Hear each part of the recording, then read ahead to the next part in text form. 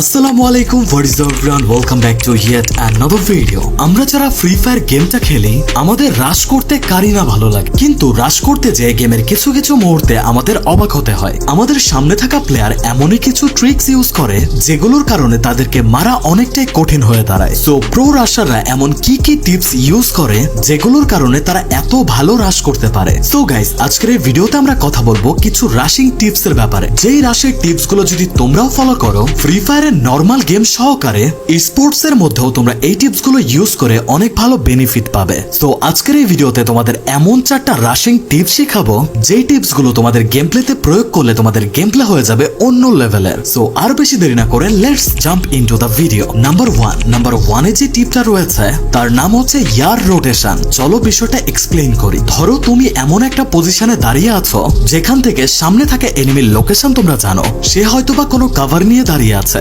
এই মুহূর্তে তোমার কাছে ওয়ালও খুব একটা নেই এবং এনিমিও পিক দিতে যাচ্ছে না। সেই মুহূর্তে তোমরা এই টিপসটা অবলম্বন করতে পারো। তার জন্য তোমাদের যেটা করতে হবে, তোমরা যে কভারে দাঁড়িয়ে থাকবে সেইখান থেকে কোনো কিছু না চিন্তা করেই সোজা একটা দৌড় দিতে হবে এবং যেই মুহূর্তে তুমি বুঝতে পারবে সামনে থাকা এনিমিটা তোমাকে ফায়ার করতে যাচ্ছে, ওই মুহূর্তে লাফ দিয়ে হাওয়ার মধ্যে একটা রোটেশন করতে হবে। এরপর একটা ফায়ার দিলেই দেখবে এনিমি ওইখানেই শেষ। এই টিপসটা কার্যকরী এই কারণে, কেননা তোমার সামনে থাকা এনিমি যখন তোমাকে দেখবে তুমি সোজা দৌড়িয়ে আসছো, তখন এনিমির মাসেল মেমোরি এমন ভাবেই কাজ করবে যে সামনের প্লেয়ারটা তো সোজা দৌড়িয়ে আসতেছে, তাকে একটা ফায়ার করেই দেয়। আর এই জিনিসটা 90% প্লেয়ারই করে থাকে, হোক সে প্রো প্লেয়ার হোক সে নো। ফ্রি ফায়ার গেমে যখন আমরা দেখি একটা প্লেয়ার সোজা দৌড়িয়ে আসতেছে, আমরা কোনো কিছু না চিন্তা করেই আমরা ফায়ার করে দেই। আর এই সুযোগটাই তোমার নিতে হবে। এটা বিয়ার র্যাঙ্ক বলো, কাস্টম বলো বা স্পোর্টস লেভেল বলো, যেই টেকনিক গুলাই তোমাদের আজকের ভিডিওতে আমি বলবো, প্রত্যেকটা টেকনিকও যদি তোমার এনিমি জেনেও থাকে তারপরেও সেগুলা কাজ করবে। কেননা আমাদের প্রত্যেকটা টেকনিকে হচ্ছে ফেক টেকনিক। ফ্রি ফায়ার গেমের মধ্যে মানুষের মাইন্ডটা যেভাবে কাজ করে তার উপর ডিপেন্ড করে এই টিপস গুলো বানানো। কেননা সামনে থাকা প্লেয়ার যত ভালোভাবেই জানুক না কেন এই বিষয় সম্পর্কে, নিজের চোখ দিয়ে যখন দেখবে একটা এনিমি সোজা দৌড়ে আসতেছে, তখন তার ব্রেন অটোমেটিক্যালি বলবে তাকে ফায়ার করতে। আর এই কারণে 99% সময় তোমরা সাকসেস হবে যদি তোমাদের অ্যাকুরেসি ভালো থাকে। তো চলো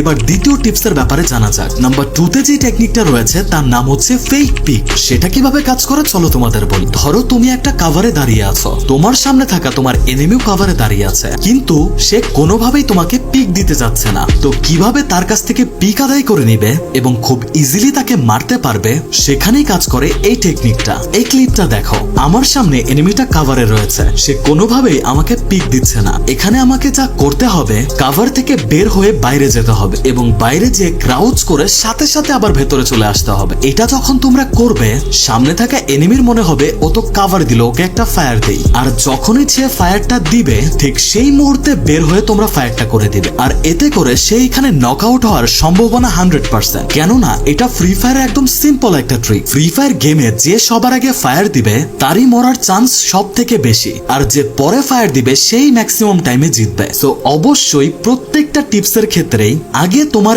এনিমিকে ফায়ার দিতে দিবে, তারপর যে তুমি ফায়ার করো। চলো এখন কথা বলি আমাদের 3 নাম্বার টিপসের ব্যাপারে। 3 নম্বরে যে টিপসটা রয়েছে তার নাম হচ্ছে ফেক রাশ।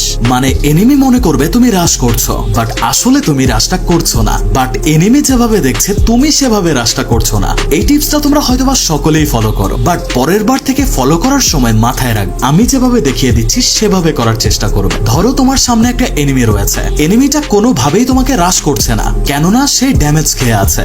এখন তোমার তো রাশ করতেই হবে, বাট সে যে পজিশনে রয়েছে এই পজিশন থেকে তুমি ওয়াল মেরে যদি রাশ করতে যাও, তাহলে অতক্ষণে তার মেডি করা হয়ে যাবে। আর যদি ডিরেক্ট রাশ করো, সে হেডও মেরে দিতে পারে। তো সেখানে তুমি যা করতে পারো, তোমাকে ডিরেক্ট সোজা একটা দৌড় দিতে হবে এবং এইখানে তোমার এনিমির মাইন্ডটা তোমার বুঝতে হবে। বারবার গেমে এই টেকনিকগুলো ফলো করলেই তোমরা ইজিলি এনিমির মাইন্ড পড়তে পারবে। যাই হোক, সো তুমি তো জানো তোমার সামনে থাকা প্লেয়ারটা এখন হয়তো বা মেড কিট করছে।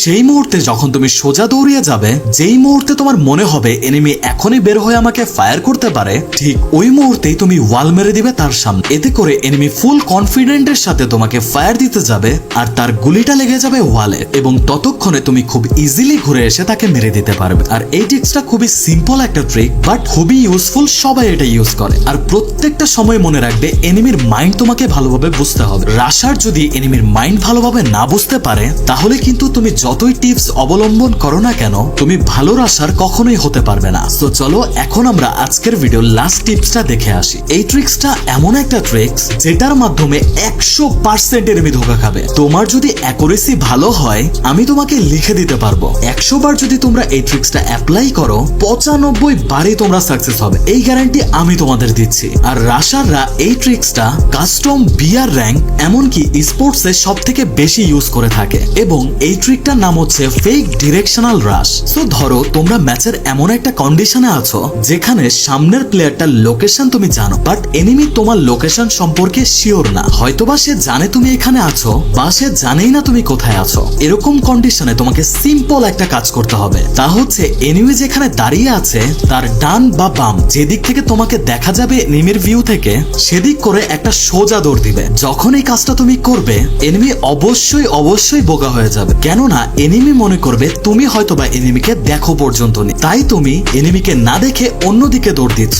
আর সেই মুহূর্তেই সে করবে ফার্স্ট ফায়ার। আর তোমরা তো জানোই ফার্স্ট ফায়ার করলে কি করতে হবে, যেদিক যাচ্ছিলে ওদিক থেকে ডিরেক্ট একটা উল্টা লাফ দিবে, লাফ দিয়ে আগের পজিশনে এসে ডিরেক্ট একটা ফায়ার করবে আর দেখবে এনিমি শেষ। তবে আমি বারবার বলছি তোমাদের অ্যাকুরেসি ভালো হতে হবে, কেননা প্রথম ফায়ারটাই যদি তোমরা মিস করো এখানে ম্যাক্সিমাম সম্ভাবনাই আছে এনিমির ফায়ার তোমার গায়ে লাগবে। সো এই ট্রিক্সটা স্পোর্টসে অনেক বেশি ইউজ হয়। সো হোপফুলি আমাদের চারোটা ট্রিক্স তোমাদের কাছে আজকে ভালো লেগেছে এবং বিলিভ মি গাই, তোমরা যদি সঠিক সময়ে সঠিক জায়গায় যে পজিশনে যে ট্রিক্সটা প্রয়োজন তা যদি ব্যবহার করতে পারো সঠিকভাবে তাহলে অবশ্যই তোমরা 95% সময়ই তোমরা সাকসেস হবে। তো অবশ্যই আজকে থেকে প্র্যাকটিস করা শুরু করে দাও। এবং আমি আবারও বলছি, যদি রাশার হতে চাও তবে তোমার এনিমির মাথায় কি চলছে এটা সবার আগে বোঝার চেষ্টা করো। যখনই তুমি প্রপার ভাবে তোমার এনিমির মাইন্ড পড়তে পারবে তখনই হয়ে উঠবে তুমি প্রকৃত রাশার। সো গাইস, এই তো ছিল আমাদের আজকের ভিডিও। কেমন লাগলো তোমাদের কাছে ভিডিও কমেন্টে জানাতে ভুলবা না। So guys, that's it for today. Tata, good bye, and I will catch you guys in the next video. By,